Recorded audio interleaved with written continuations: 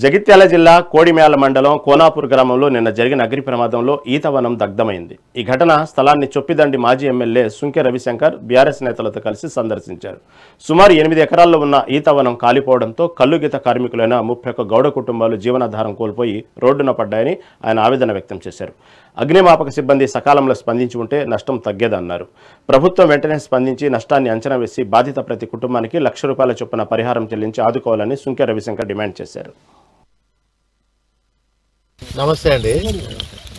నేను కొడిమేల మండలం ఈ కోనాపూర్ విలేజ్లో ఉన్నా. దాదాపుగా దగ్గర 2,000 చెట్లు కాలిపోయినాయి. ఇప్పుడు 31 కుటుంబాలు వీధిన పడే పరిస్థితి ఉన్నది, రోడ్డు మీద పడే పరిస్థితి. వీళ్ళకి జీవనోపాధే ఈ చెట్లు, ఈ వనము, ఈత చెట్లు. ఇది మరి ప్రభుత్వ పరంగా వీళ్ళని ఆదుకోవాలి, కొత్త చెట్లు పెట్టియాలి. అయితే దీనిలో ఒక పెద్ద ప్రాబ్లం ఏమైందంటే వీళ్ళు గౌడ్స్ వెంటనే ఫోన్ చేస్తే కూడా ఫైర్ ఇంజన్ వాళ్ళు అసలు సహకరించలేదట, అసలు కూడా రాలేదట, మళ్ళీ ఫోన్ కూడా చేయలేదట. ఫైర్ ఇంజన్ తొందరగా వచ్చి ఉన్నా కూడా ఇంత పెద్ద ప్రమాదం జరిగేది అనేది వాళ్ళ ఆవేదన. మరి ఇప్పుడు వీళ్ళకు మనం కొంత ఎక్స్క్యూరిషియా ప్రభుత్వం నుంచి చెట్టు కింద అనేది ఆ కుటుంబాన్ని ఎట్లన్నా చేసి ఆదుకోవాలి కదా. మీరు రిపోర్ట్ ఎప్పుడు తయారు చేస్తారు? మరి రిపోర్ట్ తయారు చేసి వీళ్ళకి ఏదైనా మనం ఆర్థికంగా ప్రభుత్వం నుంచి ఆర్థికంగా సపోర్ట్ చేయాలి. ఇప్పుడు వీళ్ళకి చెట్టు ఎక్కితేనే జీవనోపాధి. ఇలా పొద్దుగాల చెట్టు ఎక్కింత కళ్ళు పంచుకుంటేనే వాళ్ళ కుటుంబాన్ని పోషించాలి. మరి అటువంటి వాళ్ళు ఇప్పుడు వాళ్ళకు ఉపాధి ఉండదు, మన ఉండదు. వాళ్ళు ఆ పని తప్ప ఆ కళ్ళు ఎక్కి కళ్ళు పోసుడు తప్ప వాళ్ళకి వేరే పనే తెలియదు. మరి వాళ్ళకి రిపోర్ట్ తయారు చేసి పెట్టి వాళ్ళ ప్రభుత్వ పరంగా ఆదుకోవాలి. వీళ్ళని ఎప్పుడు వస్తారు? మరి మీరు ఎప్పుడు వస్తారు? ఎట్లా? ఒకసారి కాన్ఫరెన్స్ కాల్ పెట్టండి.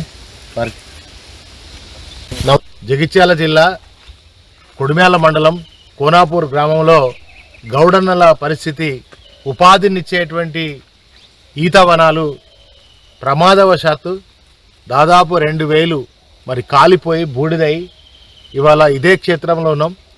మరి ఇవాళ ఉపాధి కోల్పోయి అన్నమో రామచంద్ర అంటున్నటువంటి పరిస్థితి, రైతన్న పరిస్థితి ఏ విధంగా దేశానికి అన్నం పెట్టే రైతన్న పరిస్థితి ఎట్లా ఉంటుందో, తెల్లారు లేస్తే ఇదే ఉపాధి, ఇదే జీవనోపాధి బతికేటువంటి గౌడన్నకు ఇవాళ మరి చెట్లన్నీ కాలిపోయి ఉపాధి కోల్పోయినటువంటి దయనీయమైన పరిస్థితిలో ఈ కోనాపూర్ గౌడన్న ఉన్న పరిస్థితి వచ్చింది.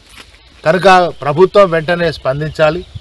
ఈ యొక్క కాలిపోయిన చెట్టుకు ఒక్కొక్క దాదాపుగా 33 కుటుంబాలు దీని మీదనే ఆధారపడి జీవనోపాధి గడుపుతారు. కనుక మరి ఆ కుటుంబాలు రోడ్డు మీద పడినటువంటి పరిస్థితి వచ్చింది. ఇంకా వీరిని వెంటనే ఇదంతా సర్వే చేసి వీరికి తక్షణమే ఉపాధిని కల్పించి, అదేవిధంగా మరి ఇక్కడ మళ్ళీ ఈ చెట్లను కూడా వాళ్ళు గౌడ సంఘానికి సంబంధించినటువంటి ఈ సొసైటీకి వెంటనే మంచి చెట్లను కూడా మంజూరు చేసి చెట్లను నాటి, అదేవిధంగా ప్రభుత్వము గతంలో కేసీఆర్ గారు ప్రభుత్వం ఉన్నప్పుడు వీళ్లకు ట్యాక్స్ రద్దు చేశారు, వీళ్ళకు కొంత ఉపశమనం ఇచ్చారు.